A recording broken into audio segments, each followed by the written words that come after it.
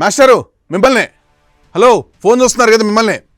ఏంటి పెట్రోల్ లేదు పెట్రోల్కి వెళ్ళిపోదాము పెట్రోల్ పోయించుకుందాం అని వెళ్తున్నారా నేను చెప్పిందల్లా చేస్తే మీకు పెట్రోల్ దొరకడం చాలా ఈజీ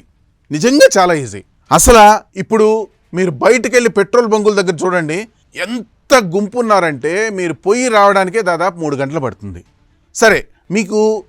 పెట్రోల్ దొరకడం ఎలా ఈజీ అనే దానికన్నా ఇప్పుడు అసలు ఈ పెట్రోల్ కొరత ఎందుకు వస్తుందన్న విషయం ఒక 2 నిమిషాల్లో చెప్పేసుకుందాం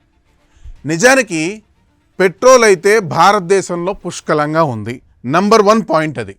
నంబర్ 2 పాయింట్ అధికారికంగా ప్రభుత్వం తరపు నుంచి రేపు ఎల్లుండి పెట్రోల్ దొరకదు అన్న సమాచారం కానీ ప్రకటన కానీ ఇప్పటిదాకా లేదు అంటే పెట్రోల్ అయితే మనకి చాలా బాగుంది కాకపోతే ఇప్పుడు చిన్నపాటి భయంతోనో ఇంకే విషయంతోనో కానీ మనందరం పెట్రోల్ బంకుల దగ్గరికి వెళ్ళిపోతున్నాం ఆ పెట్రోలు ఇప్పుడున్న పెట్రోలు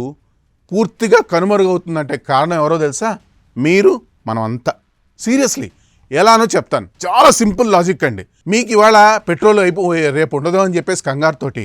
మీరు బండి తీసుకొని పెట్రోల్ పోయించుకోవడానికి పెట్రోల్ బంక్ దాకా వెళ్తున్నారు పెట్రోల్ బంక్ చాలా ఫ్రీగా ఉందా లేదుగా ఫుల్ ట్రాఫిక్ ఉంది ఆ ట్రాఫిక్లో రైస్ చేస్తూ వెళ్ళారు దాదాపు 1.5 గంట 2 గంటలు పెట్రోల్ బంక్ దగ్గరికి వెళ్ళారు మీ బండిలో అప్పుడు దాదాపు ఒక 2 లీటర్లు పెట్రోల్ ఉంది ఏది ఇంటి నుంచి బయలుదేరినప్పుడు కరెక్ట్గా అక్కడికి వెళ్ళేటప్పటికి పెట్రోల్ బంక్ దగ్గరికి వచ్చేప్పటికి 1/2 లీటర్కి వచ్చేసింది ఈ 1.5 లీటర్ ఏమైంది మీరు జస్ట్ పెట్రోల్ బంక్ దగ్గరికి వెళ్ళడానికి అయిందా సరే పెట్రోల్ ట్యాంక్లో మీకు సరిపడా రామరిగ్గా ఒక 3-4 లీటర్లు పెట్రోల్ పోయించుకున్నారు అనుకుందాం తిరిగి మళ్ళీ వస్తారు వచ్చేటప్పుడు ఫ్రీగా వస్తారా లేదు అదే క్రౌడు అదే బళ్ళు అవన్నీ ఉన్నాయి మళ్ళీ అలా తోసుకుంటూ ఇంటి దాకా వచ్చారు ఇంటికి వచ్చేప్పటికి ఎంత పెట్రోల్ మిగులుతోంది మీకు మళ్ళీ 1/2 లీటరే ఉంది ఎందుకు ఖర్చు అయింది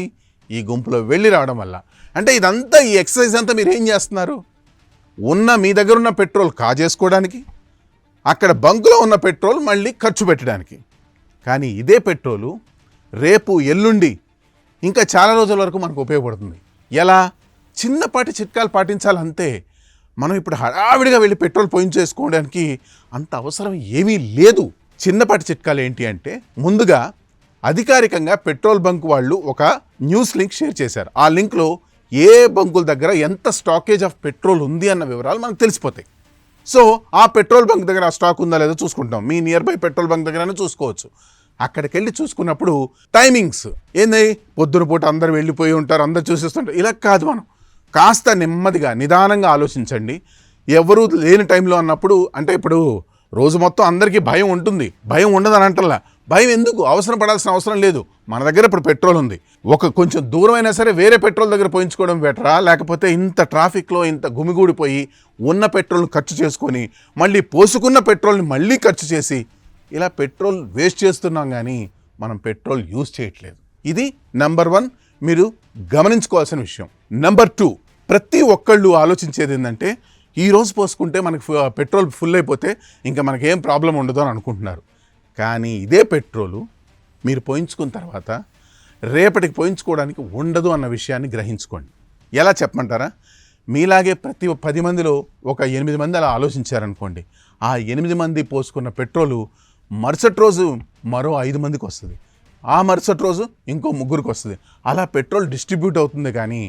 ఇప్పటికిప్పుడు మన స్వార్థం కోసమో మన బలహీనత కోసమో మనం ఇలా మితిమీరిపోయి భయపడిపోయి ఉన్న పెట్రోల్ని కాజేసి ప్రభుత్వం ఇచ్చే పెట్రోల్ని కూడా నాశనం చేస్తే బాధపడేది ఎవరో తెలుసా